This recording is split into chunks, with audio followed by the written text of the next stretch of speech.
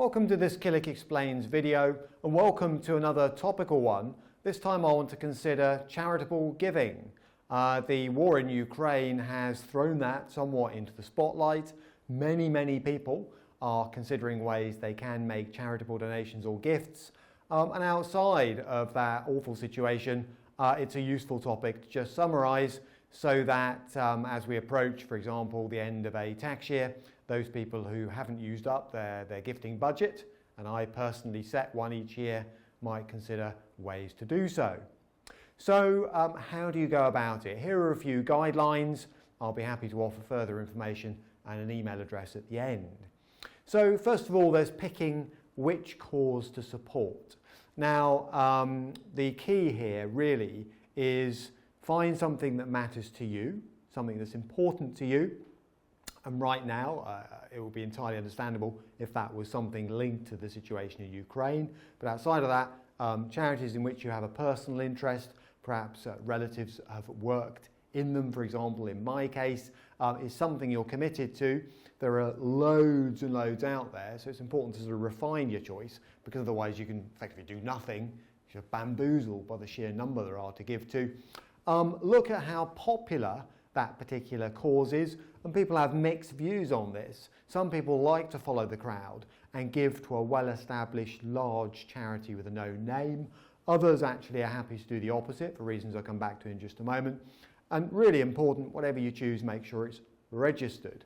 You don't want to hand your money over to an organisation that hasn't had to go through the various loops to become a registered charity. You want to make sure that your money is in safe hands, as it were.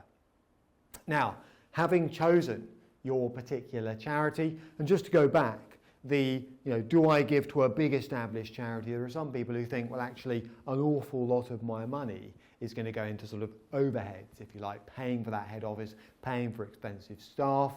Some people prefer to therefore pick off smaller causes. But on the flip side of that coin, charities need to be professionally managed like any other organisation. So you do want some of the best people working in that sector, and often they don't come cheap.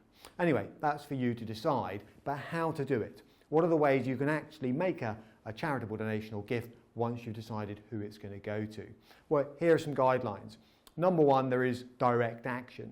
Now, I know some people who've simply hired a van, got in it, and driven east across Europe to actually offer direct support, if they can, to, for example, Ukrainians fleeing that country.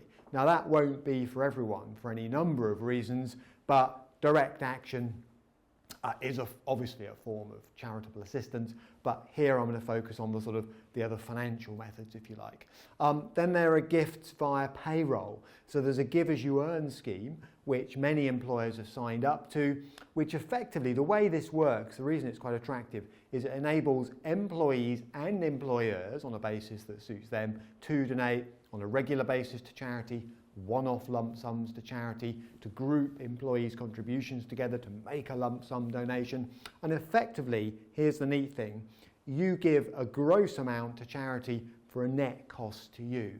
So if, for argument's sake, you are a higher rate taxpayer, what I'm describing there is effectively the charity, I won't go through the exact mechanism, through Give As You Earn will get, say, £100 at a net cost via payroll of 60 to the employee. So that's quite neat. It's called Give As You Earn, and if you've not come across it, worth asking about it.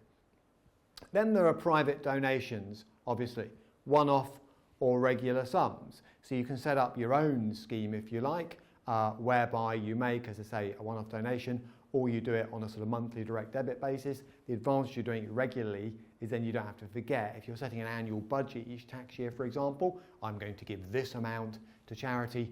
Doing it over a series of months means you haven't got to worry about sort of catch-up payments towards the end of the tax year. But some people prefer to wait and see which causes they want to give to, and they prefer to alter the amount that they give each year. So up to you, but a couple of ways it can be done.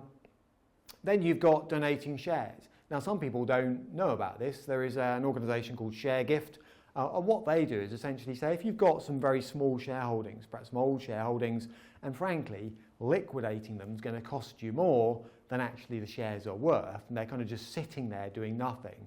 ShareGift will effectively take them on By the way, there's no capital gains tax to pay on a gift to charity, but they'll take them on, group them with other people who may have made similar gifts, liquidate them and make sure the money ends up with the right charitable cause. So it can be a way for you to offload what are quite annoying small shareholdings and for them to do something constructive with the shares they receive. It's called share gift, and more details at the email address at the end of this one.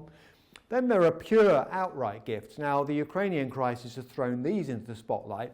What some people have worked out, for example, is that through something like Airbnb, this isn't an advert for Airbnb, but it's a useful organisation in this context, you've got Ukrainians that are registered on that site with property. I mean, it may be damaged, destroyed, unoccupied now, but with property that's available to rent. So by booking it with no intention of ever going and staying in it, quite clearly, you get the money to source, because there is this concern that if you give money through a charity, people are sort of thinking, you know, will it ever get there? Does the charity operate in that region? Does it have people on the ground? Is there a mechanism?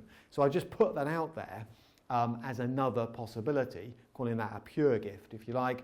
And then there's leaving gifts via a will, legacy gifts, if you like. Now, colleagues of mine have covered that in much more detail in Confidant, for example, the magazine at the back here. So I'll just mention it briefly here. But an inheritance tax efficient way to give money away is to leave it to charities, because then it's not part of the death estate and it doesn't attract inheritance tax at the normal 40% rate.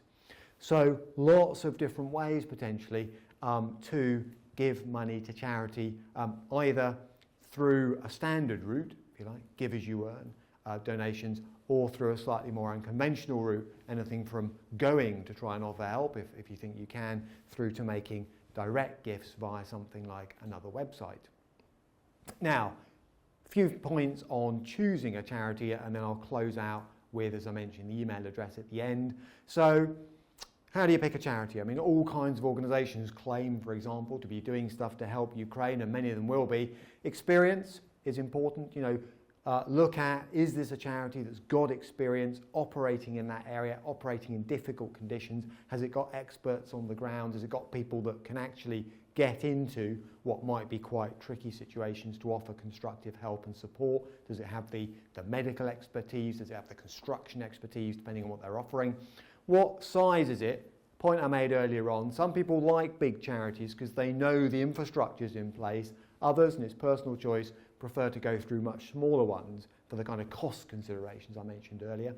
And how close are they to the cause in question? So quite a few charities, if I'm honest, have jumped a little bit on the Ukraine bandwagon, if I can call it that, by saying, yes, give us money and it will get to Ukraine, but you're better off really with an organisation that's been on the ground for some time, has got the contacts, has got the channels set up, and can get the money working sooner rather than later. You don't want it wasted, but you do want it used constructively.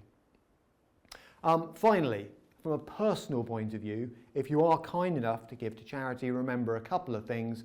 One, make sure you're claiming gift aid. So if you walk into a charity shop, for example, hand over some clothes or some books, do sign up so that the charity can basically bump up the donation you've given using tax relief, and keep a record, because charitable donations are deductible on an income tax return. So do keep a record. It's very easy to forget you've made a donation, but actually you can reduce the overall cost to you when it comes to filling in a tax return. So there you have it, lots of information. Now I promised a couple of things. If you like to watch videos connected to this, one or two of them are on charitable giving. If you look hard enough, then killick.com/learn opens up the library there. If you like a copy of the magazine that I mentioned, or any of the guides sitting next to me, then it's editor@killick.com. And perhaps the quickest way, if you wanted to find out a little bit more about something like ShareGift, either go to their website, just Google ShareGift and it'll pop up, or again, ping me at that email address that I mentioned, editor@killick.com, and I'll be happy to route you to the right person.